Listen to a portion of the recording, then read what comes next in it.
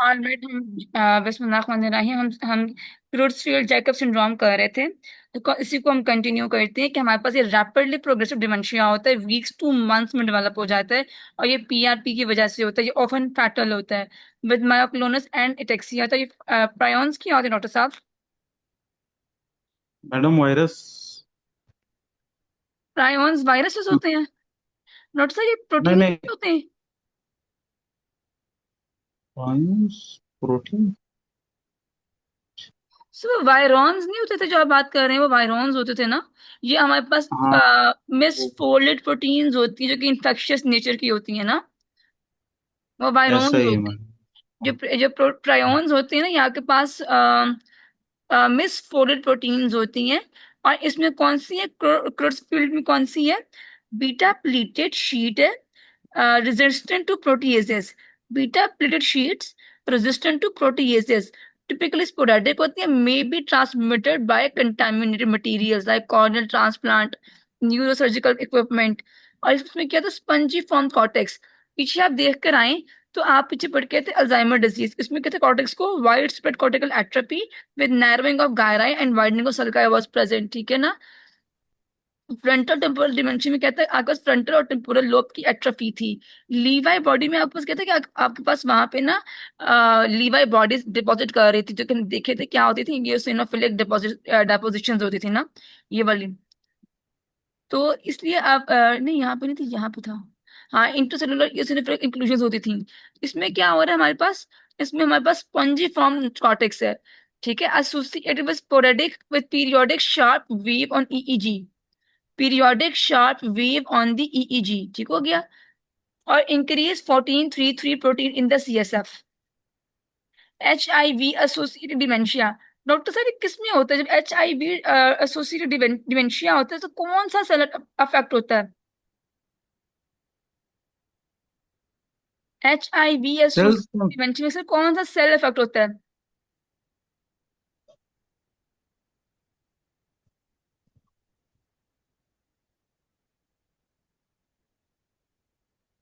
Madam brain के कौन से सेल? जी सर, ब्रेन का कौन सा सेल अफेक्ट होता है?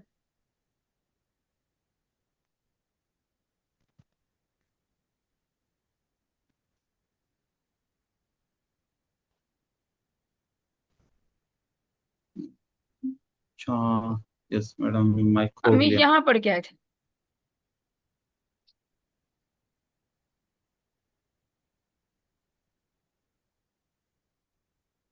Okay, H I V associated dementia में आपके पास सब कॉर्टिकल डायसफंक्शन है। ये इसकी यूनिक बात है, subcortical dysfunction associated with advance H I V infection, characteristic by the cognitive defects, gait disturbance, irritability and depressed mood, ठीक हो गया? Characterized by the cognitive defects, gait disturbance, irritability, and depressed mood, diffuse gray matter and subcortical atrophy। Diffuse grey matter, ठीक है, grey matter आपके पास बहुत कम रह गया, diffuse grey matter available है। और सब कॉर्टिकल रीजन में क्या है, एट्रोफी हो चुकी हुई है। Microglial nodules with multinucleated giant cells. आपको कुछ और याद नहीं है ना, याद है सब कॉर्टिकल याद रखना है और ये याद रखना है। इसमें आपने प्रायोन्स को याद रखना है, प्रायोन्स के अलावा आपके पास जो है स्पंजिफॉर्म कॉर्टेक्स का वर्ड अक्सर आ जाता होता है, बाकी से फीचर्स आते होते हैं। 14-3-3 प्रोटीन भी आपको याद रखनी चाहिए। वास्कुलर में आपको पता ही है कि क्रॉनिक मेनली होता है, इसमें आपके पास ना स्टेप वाइज कॉग्निटिव लॉस होता है, ये याद रखना है आपने, ठीक हो गया? अगला है इडियोपैथिक इंट्राक्रीनियल हाइपरटेंशन। इसमें क्या होता है? Also called pseudotumor cerebri, also called pseudotumor cerebri. इसमें क्या होता है, increase ICP with no obvious finding on imaging, ठीक है? आईसीपी इज बीइंग रेज्ड मगर there is no finding on the imaging. Risk factors क्या क्या हो सकते हैं? फीमेल सेक्स, फीमेल टॉड, female sex, tetracyclines, obesity, vitamin A excess और डेनाजोल। सर हमारे पास जब विटामिन ए एक्सेस होता है उसका बोन्स में क्या रोल होता है?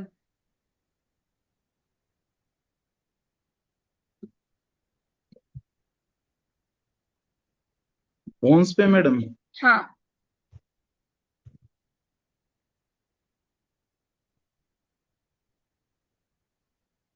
मैडम ये क्या नाम है उसका, ऑस्टियोप्लास्टिक एक्टिविटी को इंक्रीज तो नहीं करा था? सर आप ना एक बात याद रखिएगा, जो विटामिन ए है ना, विटामिन ए एक्सेस, इसके हवाले से ना कुछ एमसीक्यूज आते हैं जो कि बाकी विटामिन की एक्सेस के बारे में नहीं आते, लेकिन विटामिन ए एक्सेस जो है ना, वो उसके हवाले से एमसीक्यूज आते हैं। तो एक तो उसमें आपने याद रखना सूडो ट्यूमर सेरिब्राई, ठीक है ना, सूडो ट्यूमर सेरिब्राई का एमसीक्यू आता है। दूसरा आता है बोन पेन और फ्रैक्चर्स का, ठीक है, बोन पेन और फ्रैक्चर्स का आता है। बाकी इसमें आते हैं हिपेटोटॉक्सिक होता है और एलोपेशिया कॉज कर सकता है। एलोपेशिया, ड्राई स्किन, जो स्किन के इसके नॉर्मल इश्यूज हैं वो तो करेगा ही करेगा, लेकिन बोन को आपने याद रखना, बोन में फ्रैक्चर्स कॉज करता है, बाद में सूडो सेरेब्राई करता है, ठीक है। ये दो तो बिल्कुल नहीं भूलने हैं आपने। आगे चलते हैं। तो ये टेट्रासाइक्लिन्स है, ओबेसिटी, विटामिन ए एक्सेस और डायनाजोल है। Sir what is danazol? हमने डायनाजोल कहाँ पढ़ी पीछे? मैडम ये पीछे कहाँ से पड़ी? ये मेरे ख्याल हमने से पढ़ी हुई है डायनाजोल ना। रिप्रोडक्शन में मैडम आपने पढ़ाई थी, आई थिंक। बिल्कुल, हमने इसको रिप्रोडक्शन में ही पढ़ा है। आगे चलते हैं। Associated with dural venous sinus stenosis, finding क्या है? हेडेक है, टेनाइटिस है, डिप्लोपिया है। Diplopia because of the cranial nerve 6 palsy. No change in mental status, impaired optic nerve axoplasmic flow, पेपल, ठीक है। तो उसमें क्या होता है कि जब भी आपके पास आईसीपी रेस्ट होते हैं ना, तो ये चीजें तो लाजमी है। कोई भी केस हो, कोई भी केस हो, तो ये चीजें लाजमी है। हेडेक लाजमी होगा क्योंकि आगे पास ब्रेन कंप्रेस हो रहा होता है। टिनाइटस भी होगा क्योंकि आगे पास जो है ना, जो नर्व्स हैं वो अफेक्ट हो रही होती हैं। डिप्लोपिया हो रहा है क्रेनियल नर्व 6 की वजह से, मगर मेंटल स्टेटस इज नॉर्मल। और ऑप्टिक नर्व भी कंप्रेस हो रही होती है, उसमें भी आगे पास फ्लूइड जमा हो रहा होता है, this leads to papular oedema. Visual field testing shows enlarged blind spots with peripheral constriction. जब भी आपके पास आईसीपी रेज्ड होगा तो पेपर एडीमा मिलेगा, साथ में enlarged blind spots मिलेंगे, enlarged blind spot मिलेगा। Lumbar puncture reveals increased opening pressure, ये point, and provide temporary headache relief, ये चीज। अच्छा डॉक्टर साहब, ये आपके पास ना SK22 में एक एमसीक्यू आया हुआ है कि आपने एक पर्सन का ना लंबर पंक्चर किया है और उसके जो अंदर आपको ना ओपनिंग प्रेशर इंक्रीज मिला है, तो ये क्या चीज को इंडिकेट करता है? This indicates in ICP rest, ठीक है ना। इसका मतलब क्या होता है कि आपको आईसीपी का जो है ना इंक्रीज है, हाइपरटेंशन हुआ हुआ है। ये एक एमसीक्यू हो गया। बाकी फीचर्स करने वाले हेडेक, टेनाइटिस, डिप्लोपिया और साथ में पेपल एडीमा और इन लार्ज ब्लाइंड स्पॉट्स, ये आपको तकरीबन हर एक केस में मिलते हैं। Diplopia with cranium of 6 palsy, ये इडियोपैथिक का फीचर है। Diplopia with cranium of 6 palsy, ये इडियोपैथिक आईसीपी का फीचर होता है। ओके। बाकी फीमेल टोड को याद रखिएगा। हाइड्रोसेफलस, इसमें क्या होता है? Increased CSF volume, ventricular dilation, result in increase ICP. आगे पास नॉर्मल जो साइज की ये हमने बनाया लैटरल वेंट्रिकल्स दो, फिर आगे बना दिया थर्ड वेंट्रिकल, फिर आगे हमने बना दिया फोर्थ वेंट्रिकल जो कि फ्लूइड दे रहा है ऊपर, उसको क्या कहते हैं, सब एराक्नोइड स्पेस के अंदर।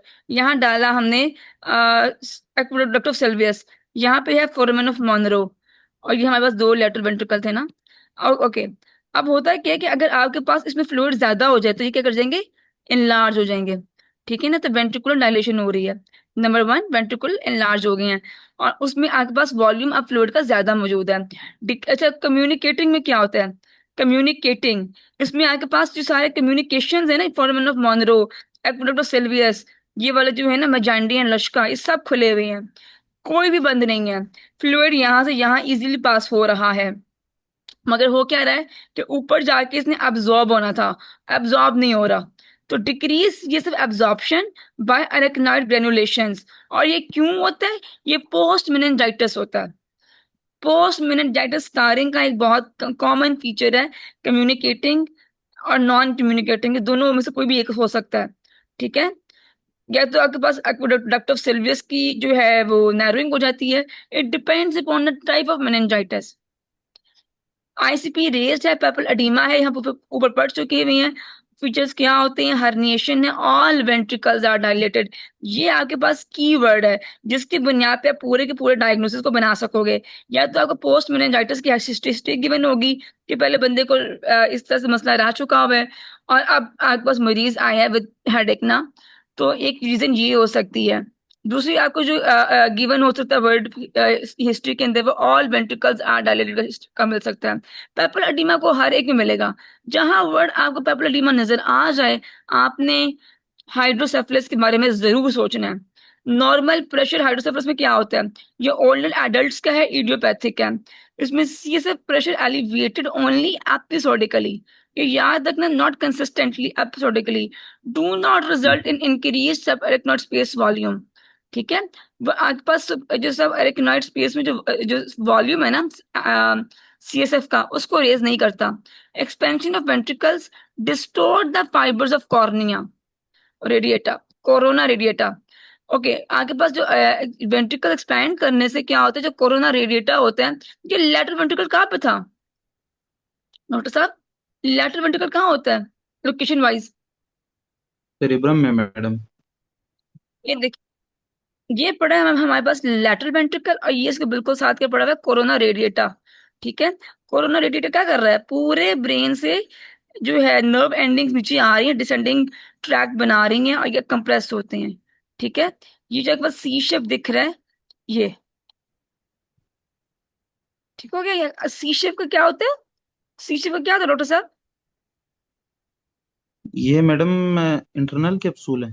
सर ये कॉर्पस क्लोसम था ना सी शेप वाला, लेकिन आप इसमें देखें, ये आपको दिख रहा होगा इसमें लैटरल वेंट्रिकल। लैटरल वेंट्रिकल के इसमें पार्ट्स मेंशन कर दिए, चलो कोई बात नहीं। मतलब कहने का ये है कि इसके बिल्कुल साथ पड़ा होता है। कहने का मतलब ये है कि कोरोना रेडिएटा और साथ में यहाँ पड़े होते हैं लेटर लेटर वेंट्रिकल के बिल्कुल साथ पड़ा होता है कोरोना रेडिएटा। तो जब आपके पास कोरोना रेडिएटा इंक्रीज करता है ना, सॉरी, लेटर वेंट्रिकल इंक्रीज करता है ना, तो जो नेबरिंग स्ट्रक्चर है कोरोना रेडिएटा वो कंप्रेस हो जाता है। अब जब आपके पास कोरोना रेडिएटा है क्या, हमने अभी अभी स्टैब्लिश किया था, ये आपके पास कोर्टिको स्पाइनल ट्रैक बना रहा होता है, या आपके पास कह सकते हैं डिसेंडिंग मोटर फाइबर्स होती हैं। ठीक है। डिसेंडिंग मोटर फाइबर्स होते हैं। तो उससे क्या होगा, अगर आपके पास मोटर फाइबर्स कंप्रेस होंगे तो डॉक्टर साहब क्या होगा? मैडम मोटर की जो सेंसेशन है मैडम वो शाबाश। नहीं इसलिए आएंगी। आपके पास क्या था, गेट अप्रेक्सिया, मैग्नेटिक गेट, ऊपर हम करके थे शफलिंग गेट, स्टैगरिंग गेट, अभी तीसरी गेट आ गई है मैग्नेटिक गेट। तो साथ में है कॉग्निटिव डिसफंक्शन और यूरिनरी इनकॉन्टिनेंस। इसका निमोनिक होता है वॉबली वैकी इनवर्टी। वॉबली वैकी एंड वटी। वॉबली क्यों? उसकी वॉक जो होती है ना वो खराब हो जाती है, लड़खड़ाता हुआ चल रहा होता है। वैकी आपके पास कहते हैं बस बड़बड़ करने वाले को, जो होकर बोलता रहता है। तो कॉग्निटिव डायसफंक्शन बिना सोचे बिना समझे बोल देते हैं। वटी यूरिनरी इनकॉन्टिनेंस की वजह से है। अब आपको बेस काफी सारे एमसीक्यूज मिल जाएंगे इस तीन फीचर्स के ऊपर से। सिर्फ दो गिवन होते होते समटाइम्स, वो इनफ होते हैं इसको डायग्नोज करने के लिए। ट्रीटमेंट किया आपको सीएसएफ को ड्रेन करना पड़ता है वाया लंबर पंक्चर। ठीक है। ये इडियोपैथिक है, इसमें कोई रीजन नहीं है, इसमें एपिसोडिकली मामला चल रहे हैं। अगला है नॉन कम्युनिकेटिंग हाइड्रोसेफलस। इसमें क्या होता है, आपके पास ना स्ट्रक्चरल ब्लॉक हो जाता है सीएसएफ सर्कुलेशन में। या तो aqueduct of Sylvius most commonly ये ब्लॉक होती है, या फोरामेन ऑफ मोनो ब्लॉक हो जाता है। ठीक है ना। Aqueduct of Sylvius most commonly affect होती है। यहाँ पे आपके पास मोनरो, फोरामेन ऑफ मोनरो जो है ना वो बंद हो जाता है ट्यूमर या सिस्ट की वजह से। और इसमें आपके पास एक वेंट्रिकल इनलार्ज होगा, बाकी नहीं होंगे। एक वेंट्रिकल इनलार्ज होगा, बाकी नहीं होंगे। अगर all four ventricles are enlarge, इसका मतलब है communicating hydrocephalus. Only one is enlarge, non communicating hydrocephalus. ठीक हो गया। Old person with episodically problems आती हैं वॉबली वैकी वाली, तो it is normal pressure hydrocephalus. ठीक हो गया। Ex vacuo ventriculomegaly, appearance of increased CSF on imaging, but actually due to decreased brain tissue and neuronal atrophy. ये बूढ़े लोगों में होता है, जिन लोगों में आपके पास ब्रेन की एट्रोफी हो रही होती है ना, जैसे अल्जाइमर है, HIV है, फ्रंटोटेम्पोरल डिमेंशिया है, हंटिंगटन है। इनमें चूंकि आपके पास न्यूरोनल टिश्यू कम से कम हो रहा है, इसलिए आपके पास वेंट्रिकल्स इनलार्ज हो रहे हैं इमेजिंग के ऊपर। तो आपके पास ICP नॉर्मल होता है, और NPH नॉर्मल जो है ना, नॉर्मल प्रेशर जो ट्राइएड है NPH का, नॉर्मल प्रेशर हाइड्रोसेफलस का जो ट्राइएड है वो नजर नहीं आता, वॉबली वैकी नजर नहीं आता। ठीक है। नेक्स्ट हमारे पास है मल्टीपल स्क्लेरोसिस। डॉक्टर साहब MLF क्या होता था? MLF मैडम वो MLF मैडम मीडियल लॉन्गिट्यूडनल फेसिव क्रस्ट का क्या ऑफिसियल, होता था एमएलएफ? हाँ ऑफिसियल, आइज, यस कुछ यस याद आ मैडम। रहा है? आइज जी जी जी जी मैडम। क्या होता है सर? उसमें थ्री, उसमें मैडम वो आई की जो मूवमेंट है जी उसको जी, कंट्रोल कर रहा होता है। Three conjugate four movement, conjugate movement, ठीक है। कॉन्जुगेट, और उसमें what three is four conjugate six movement? Cranial. Yes madam. Sir what is conjugate movement? हमारे पास दो आंखें हैं ना, दो आंखें हैं। अगर हमारे यस पास, मैडम। मैं अगर अपने राइट आई से लेफ्ट देख रही हूँ, ठीक है ना, तो मेरी जो राइट वाली आंख है वो मीडियली मूव की है, और जो मेरी लेफ्ट वाली आंख है वो लैटरली मूव की है। तो जो ये दोनों आंखों के दरमियान जो कोऑर्डिनेटेड मूवमेंट है ना, इसे कहते हैं एमएल, ये ऐसे कहते हैं कॉन्जुगेट मूवमेंट। किसका काम है? एमएलएफ का काम है, ठीक है। यस हमने मैडम, एमएलएफ ये का डैमेज देखना है। हॉरिजॉन्टल साइड, हॉरिजॉन्टल मूवमेंट ये कह सकते हैं। सॉरी? हॉरिजॉन्टल मूवमेंट मैडम, के दोनों एक ही उसमें, जी वर्टिकल जी ना। जी जी जी जी जी जी, हॉरिजॉन्टल, यस। अब हम बात करते हैं मल्टीपल स्क्लेरोसिस की। ऑटो इम्यून इन्फ्लेमेशन है और डीमाइलिनेशन ऑफ सीएनएस है।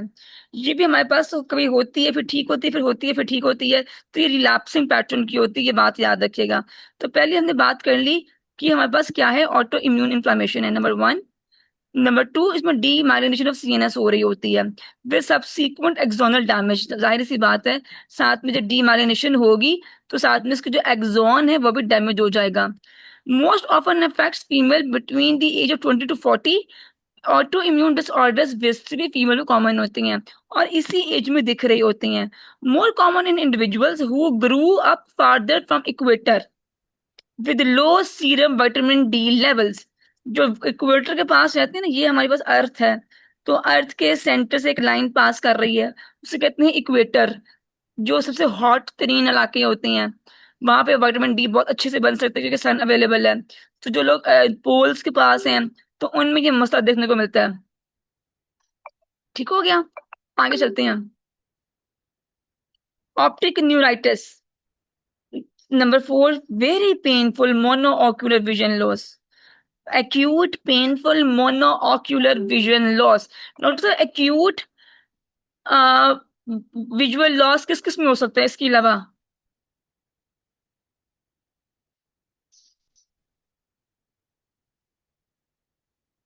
एक और चीज है डॉक्टर साहब, हमारे पास जो है ना, जिसमें हमारे पास एक्यूट विजुअल लॉस होता है।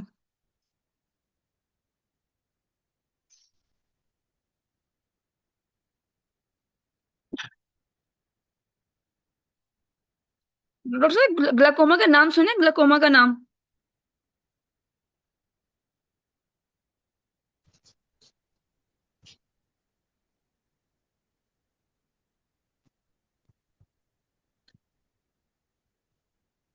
आई थिंक डॉक्टर साहब चले गए हैं। ओके, जो हमारे पास होता है ना acute angle closure glaucoma, acute angle yes closure madam. Glaucoma, इसके अंदर भी हमारे पास ना बिल्कुल यही होता है, पेनफुल मोनोऑक्यूलर विजुअल लॉस। ठीक है, पेनफुल मोनोऑक्यूलर विजुअल लॉस। और ये एमसीक्यू है SK 21 वॉल्यूम बी का। ठीक है, ये उसके अंदर भी आया हुआ है और ये SK 20 के अंदर भी आपको मिल जाएगा। एक्यूट एंगल क्लोजर ग्लाकोमा, और जो है ना क्रॉनिक जो है हमारे पास एंगल एंगल क्लोजर ग्लाकोमा या ओपन एंगल वाला, ओपन एंगल क्लोजर वाला भी जो है ना ग्लाकोमा, ये दोनों करने हैं। ओपन एंगल भी करने हैं और एंगल एक्यूट एंगल क्लोजर भी करना है। और एक्यूट एंगल क्लोजर के अंदर साथ लिख लें कि ये वाले फीचर्स होते हैं आपके। ठीक है, associated with relative afferent pupillary defect. Brain stem, ये सेरिब्रल सिंड्रोम्स में हमारे पास डिप्लोपिया होता है, अटेक्सिया होता है, वर्टाइगो है, स्कैंड स्पीच। डॉक्टर साहब, स्कैंड स्पीच और किसमें नहीं मिलती है हमें? जितने भी हमारे हमारे पास सेरिब्रल डिसऑर्डर्स हैं उन सब में हमें स्कैंड स्पीच मिलती है। याद रखना, हमारे पास सेरिब्रल डिसऑर्डर्स की फीचर है स्कैंड स्पीच। अक्सर लोगों को इसके बारे में नहीं पता होता। डिसआर्थरिया, इंटेंशन मैडम ये ट्रेमर्स, सेरिब्रल या सेरिबेलर? सेरिबेलर, सेरिबेलर, बिल्कुल cerebellar. Intention tremor, nystagmus, bilaterally is more common than the unilaterally. Nystagmus आपको जो है ना बाईलैटरल निस्टैग्मस ज्यादा कॉमनली मिलता है एज कम्पेयर टू यूनिलैटरली। ठीक हो गया। अगला है पिरामिडल ट्रैक डिमाइलिनेशन। वीकनेस और स्पास्टिसिटी आपको दोनों देखने को मिलती है। वीकनेस आपको किसमें मिलती है? लोअर मोटर न्यूरॉन रीजन का फीचर होता है वीकनेस। और स्पास्टिसिटी किसका फीचर होता है? अपर मोटर न्यूरॉन रीजन का फीचर होता है। ठीक है, तो ये भी चेंज होता रहता है। Spinal cord syndrome, electric shock like sensations, क्योंकि आपके पास जो है ना स्पाइनल थिलामिक ट्रैक्ट वो ओवरशूट कर रहा होता है। A long cervical spine on neck flexion. Neurogenic bladder, paraparesis, sensory malformation affecting the trunk or one or more extremities.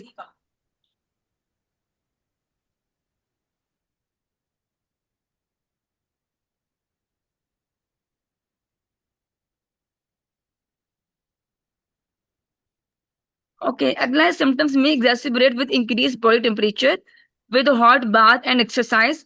Relapsing and remitting is most common clinical feature.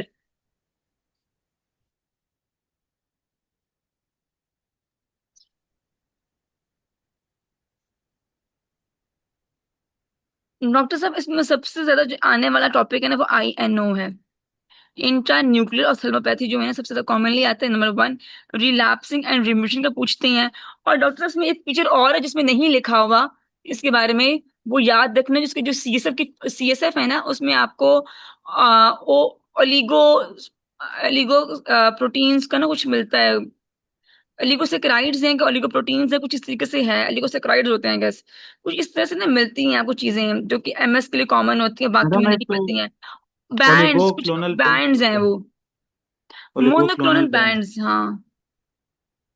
Statement में ना अब वो ही पूछ रहे हैं ना आप, उसी बैंड्स की बुनियाद पे मल्टीपल स्क्लेरोसिस को जो है ना माइलाइटिस से डिफरेंशिएट कर रहे होते हो। बाकी सारी फीचर सेम होते हैं। माइलाइटिस के अंदर को वो बैंड्स नहीं मिलते हैं। वो क्या बैंड्स का नाम क्या है? ओलिगोक्लोनल। ओलिगोक्लोनल नहीं, आई गेस वही है। मैं वही तो वर्ड तलाश कर रही हूँ कि इसमें कौन से बैंड्स मिलते हैं, लेकिन मुझे समझ में नहीं आ रहे। मगर ओलिगोक्लोनल बैंड्स ही हैं। वो IgG होती है ना, असल में IgG प्रोटीन्स जो होती हैं ऑटो इम्यून की, जो अपने एंटीबॉडीज जो होती है ना, असल में वही बैंड्स बना रही होती हैं। ये आपको बस डिफरेंशिएटिंग फीचर होता है MS में और ट्रांसवर्स माइलाइटिस के अंदर, क्योंकि बाकी तकरीबन चीजें सेम होती हैं। यही इलेक्ट्रिकल शॉक लाइक सेंसेशन उसमें भी होती हैं। और उसमें बाकी चीजें भी आपको न्यूरोजेनिक ब्लड भी मिल रहा होता है। तो ये देख लेंगे, कोई MCQ के सामने आया है ना तो इन दोनों को कंपेयर करने के लिए हम MCQ देख लेंगे। बाकी वैसे ही पिरामिडल ट्रैक्ट अफेक्ट हो रही होती हैं। अच्छा, नोटिस करें ये आपके पास पिरामिडल जो है ना ये कॉर्टिकोस्पाइनल है, वो डिसेंडिंग ट्रैक्ट है। जो ब्रेन स्टेम से सेरिबेलर वाले हैं, जो आगे एटेक्सिया वाले हैं, वो भी इफेक्ट हो रही हैं। और बाकी स्पाइनल कॉर्ड की तमाम चीजें इफेक्ट हो रही होती हैं। सेंसरी मैनिफेस्टेशन भी है, यानी मोटर और सेंसरी हर तरह की आपको पिक्चर आ रही है। और स्पेशली आईज को लेके, जो INO है ना, INO इंट्रा न्यूक्लियर वाली, सबसे ज्यादा कॉमनली इसके बारे में पूछते होते हैं। फाइंडिंग्स क्या यस ये मिल मैम। गया ना, IgG levels are high, myelin basic protein in CSF, oligoclonal bands. मैं इसको तलाश कर रही थी कि वो मुझे इतनी नजर क्यों नहीं आ रहे, ये लिखे हुए हैं। Oligoclonal bands aid in diagnosis, MRI is a gold standard, ये भी MCQ है। पेरी वेंट्रिकुलर प्लैक्स, ये भी MCQ है। ठीक है। Areas of oligodendrocytes has loss and reactive chlorosis नजर आ रहा होता है। Multiple white middle lesions disseminated in space and time, ये मैंने कभी नहीं देखा। मगर जो है ना पेरी वेंट्रिकुलर प्लैक्स मैंने देखा, MRI का MCQ देखे और ओलिगोक्लोनल बैंड्स का MCQ देखा हुआ है। और यही पूछा गया हुआ है। Treatment, stop relapses and halt slow progression with DMARDs ना, हम डीमार्ट्स देते होते थे इसमें। Treat acute flare with IV steroids और symptomatic treatment for the neurogenic bladder. Neurogenic bladder के लिए सिम्टोमेटिक ट्रीटमेंट करते हो। नेक्स्ट इज प्लास्टिसिटी, उसके लिए बैक्लोफ्रेन दे रहे हो। और पेन के लिए TCAs दे रहे हो। तो ये इन्होंने स्पाइनल कॉर्ड बना दी है, उसके सारे सिम्टम्स लिख दिए इन्होंने यहाँ पर। आइज के सिम्टम्स लिख दिए हैं, न्यूरोलॉजिकल सिम्टम्स लिख दिए हैं, और स्पीच के भी लिख दिए हैं। साथ में यूरिनरी इनकॉन्टिनेंस। अगर आप ये पिक्चर याद कर लो ना, आपको कुछ नहीं भूलेगा इसमें से। सिर्फ आप ये पिक्चर याद करो और साथ में इसकी फाइंडिंग्स याद करो, काम हो जाएगा आपका। ट्रीटमेंट में क्या, एक्यूट में आपने IV स्टेरॉइड्स देने हैं, और बाकी रिलैप्स को मैनेज करने के लिए आपने डीमार्ट देने हैं बस। नेक्स्ट हमारा आता है ऑस्मोटिक डीमाइलिनेशन सिंड्रोम। हमने यही दो चार चीजें करनी है। ऑस्मोटिक है, यहाँ से भी दो चार चीजें करनी है, ज्यादा ज्यादा करने वाली जरूरत नहीं है इसमें से भी।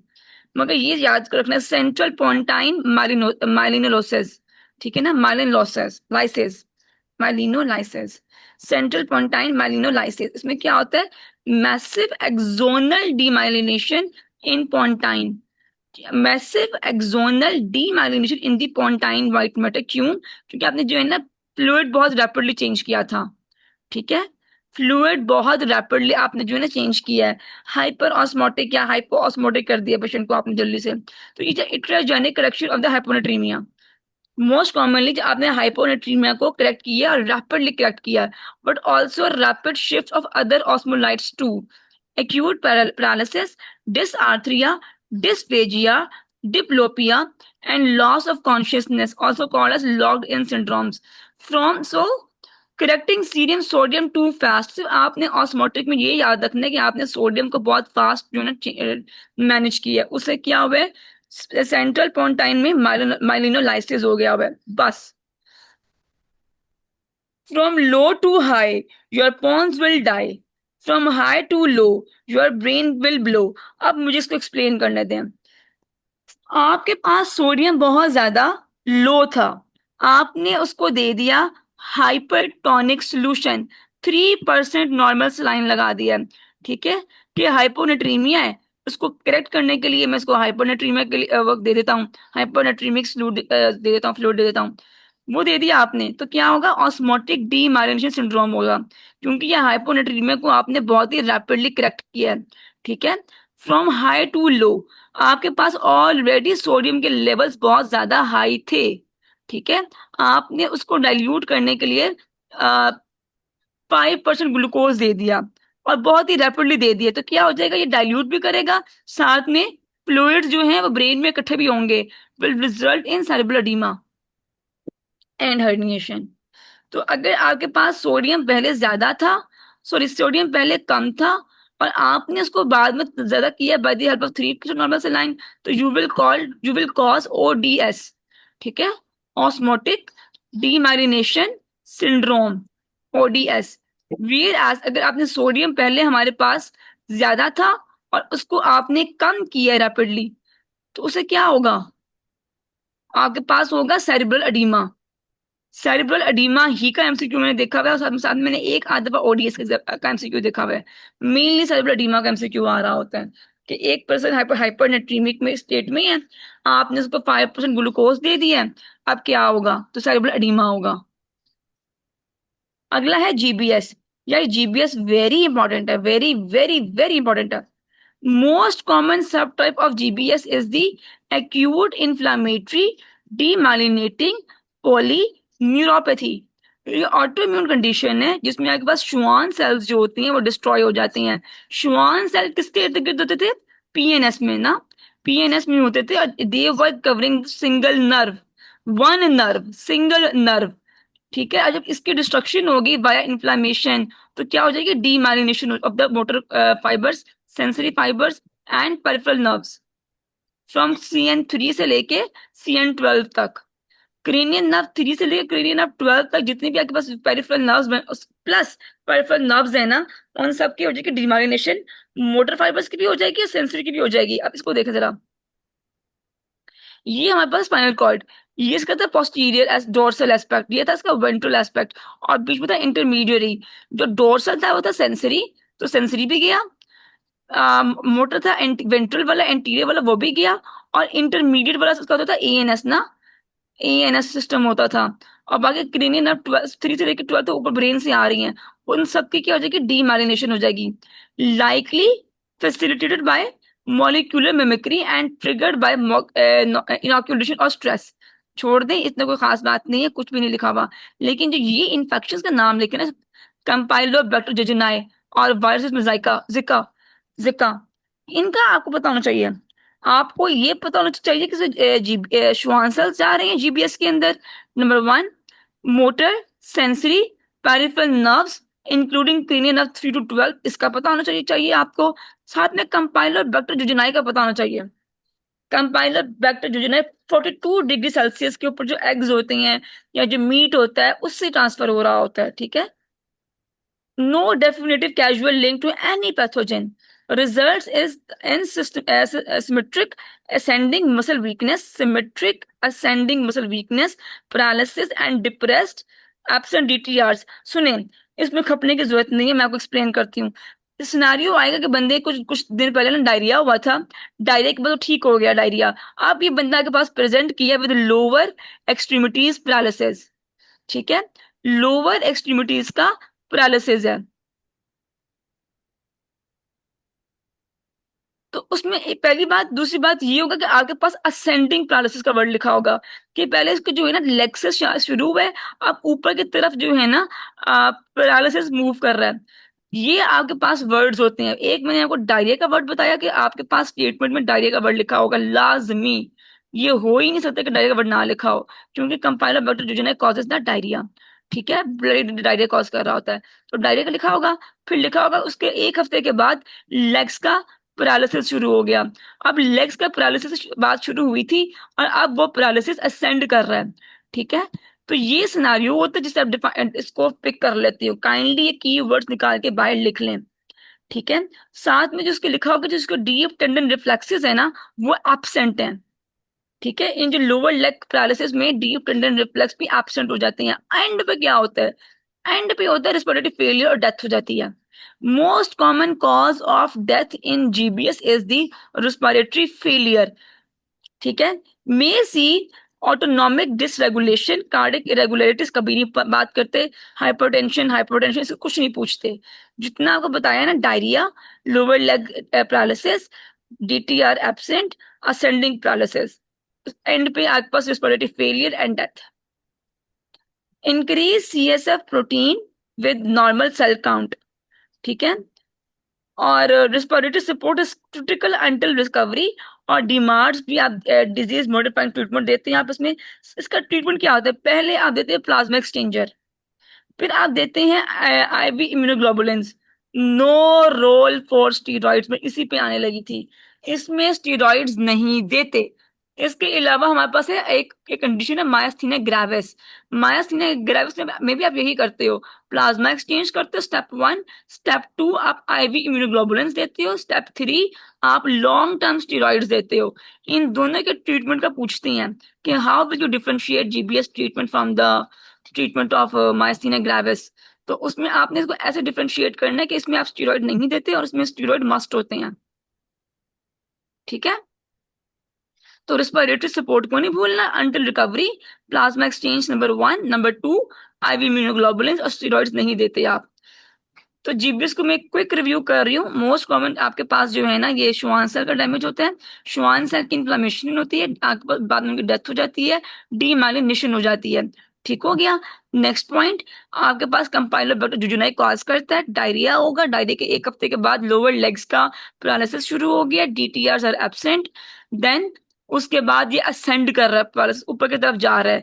Number 3, respiratory failure is very commonly involve, इसलिए आप इसको रिस्पिरेटरी सपोर्ट देते हैं। और most common cause of death is the respiratory failure. Last treatment ना उसमें पहले करते हैं प्लाज्मा एक्सचेंज, देन करते हैं आईवी इम्यूनोग्लोबुलिन्स, बस। इस तरह से मैंने टाइम स्पेंड करना।